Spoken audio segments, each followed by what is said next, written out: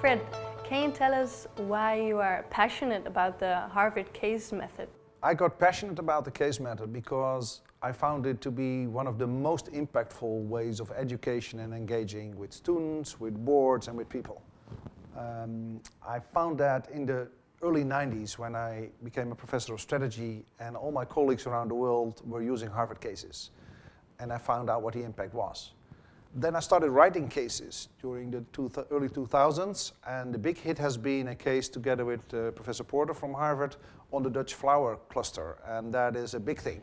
It has a lot of impact in thinking, it has a lot of impact around the world, which I thought was great. And these days we found new ways of using cases.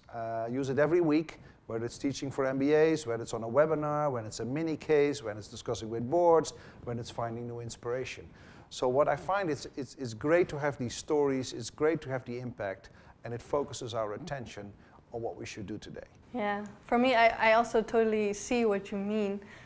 For me personally also, what is so beautiful about case method is to see how much we can learn from each other. So how much you actually learn with the interaction about looking at other people's view, but also for me as a case facilitator, so how can I make this learning process as optimal as possible?